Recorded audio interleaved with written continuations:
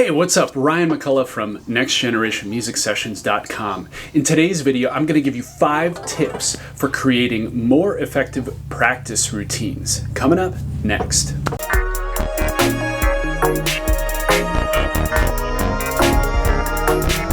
Before I give you my 5 tips, I'd just like to know from you if there are other things that you consider when you write your practice routines. Let me know in the comments section below. Without further ado, the 5 tips. Okay, tip number 1 is begin with the end in mind. And this comes from Stephen R. Covey's timeless bestseller, The 7 Habits of Highly Effective People. And the thing I take from this is basically have some goals, and the goals are there to target your weaknesses. What can you not already do as a musician? And plan for those weaknesses to become strengths, really. And I'll get a little bit more into how to set appropriate goals, but the idea here is focus in on weaknesses or focus in on things you would like to achieve within a certain time period. Anyway, let's get on to number 2. Okay, and tip number 2 is going to be practice for skills. What the heck does that mean? Here at Next Generation Music Sessions, we conceive of skills as the intersection of technique, concepts, and repertoire.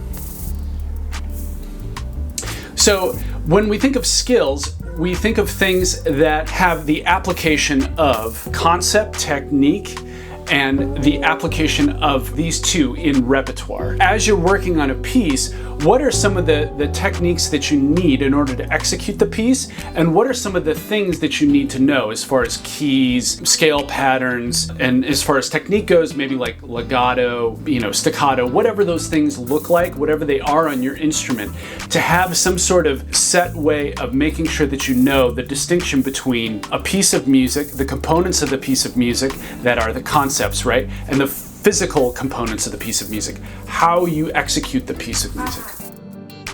So tip number 3 is going to be based off of tip number 2, which is whatever skills you don't already have in your toolkit, you want to plan for those, plan to practice those, right? Because if you can already do something, don't practice it as much as the things that you can already do. So let's say your goal is to be able to improvise in G major, right?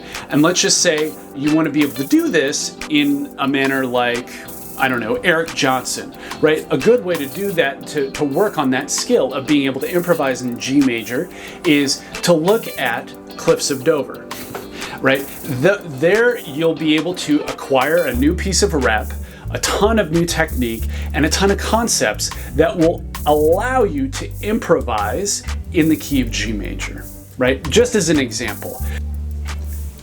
Tip number 4 is something I get asked all the time as a music instructor, and that is, should you practice regularly or should you practice sporadically yet for long periods of time?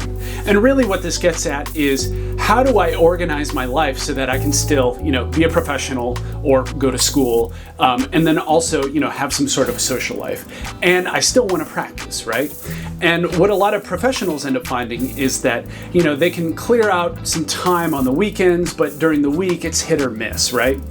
And here's what I'd say to that. Studies have shown, that is, people who study musicians that practice, studies have shown that if you practice every day for 15 to 20 minutes, you'll acquire skills more rapidly than someone who ends up practicing 2 or 3 hours on the weekend, right? So the idea is that regular practice, even in small doses, is more powerful and more potent than longer duration practices, say on the weekend. Okay, so, and I'm sure for some of you that's kind of an intuitive thing, right? Because if you think about acquiring new skills, that goes back to repetition, to be able to, do whatever you're trying to do and think about whatever you're trying to think about, almost like a motor skill or something that's like second nature to you. Then the question becomes is, as a professional or as a student, how do you allocate, 15 or 20 minutes in your day? And I do this with a lot of my students. Really what that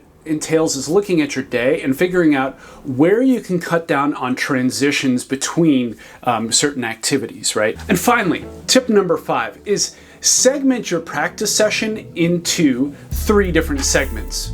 And this is something that we do in a very organized way at Next Generation Music Sessions. So the 3 segments are your warm-up. The second one is your active repertoire, and the third one is your passive repertoire. These don't have to be of equal length.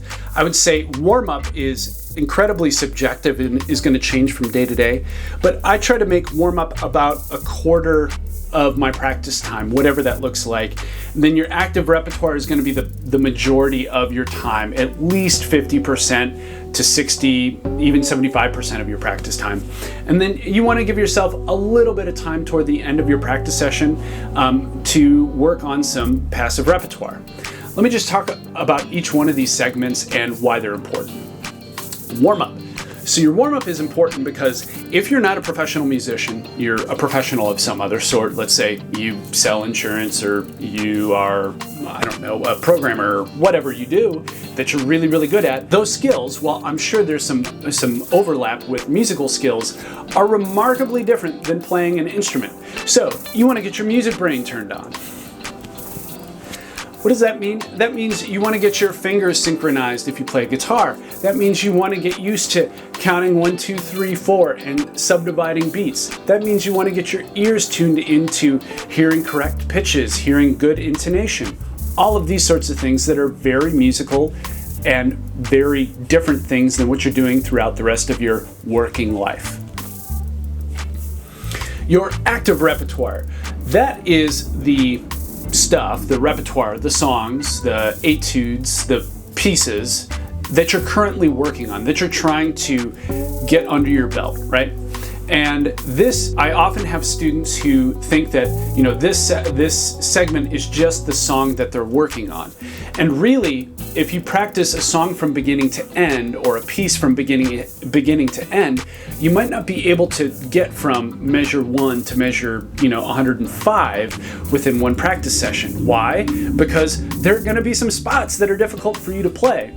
So you could work on segmenting the spots that are difficult for you. You can come up with little exercises that help you execute those problem spots that are more effective ways of using your time than just getting from beginning to end. So I'd encourage you to think about whatever you're trying to achieve in your repertoire knowledge, to think about the skills and to think about the core concepts and those sorts of things that help you get from beginning to end in a more effective way. And finally, the passive repertoire phase is really, really important for a number of reasons. The primary reason, I would argue, is that if you're interested in playing music at all, you need to work on your continuity. And by continuity, I mean that you need to work on playing from beginning to end. And so a lot of us as human beings make mistakes in the midst of playing. I often tell my students that the best professional musicians are the best, not because they never make mistakes. We're all human, we make mistakes. It's just that they make imperceptible mistakes. They know how to cover them up. And that's what you want to get to. You want to get to, I just made a mistake and no one knew it, because it happens. So your passive repertoire phase is a great time to work on that. You want to work on things that you can play from memory, from beginning to end. The second reason you want a passive repertoire phase is so that you can psychologically flip a switch. Let me put it to you like this. Okay, so you just spent like an hour working on this piece, right? Working on all of these drills, and you're like, dude, that was awful. That was just atrocious. What is that practice session going to tell you psychologically? It's going to tell you that you're not good at what you do. You're not good at playing your instrument, which is false. You are good. You just are working on the things that you're supposed to, the things that you don't have under your fingers yet. So the passive repertoire phase is there to help you. It's there to help you reinforce to yourself, hey, you know what? I can play this instrument. I can play it in time, and I can make some good sounds on this instrument. And the final thing that a passive repertoire phase does is it helps you build a from memory repertoire. So whenever you go over to a friend's house and you want to play with them, or you want to sit down and play a little concert, after dinner for friends and family, or you want to be a weekend warrior, all of those things, right, require you to just sit down and play. which is ultimately what we all want. So that passive repertoire phase is really good for acquiring the skills that enable you to do that, right? Good musical memory, good tactile memory, right? All of those sorts of long-term memory skills that we need to be able to play the music that we all know and love. Okay, so if you noticed, today I just went over more or less a guide to figuring out how to write effective practice routines.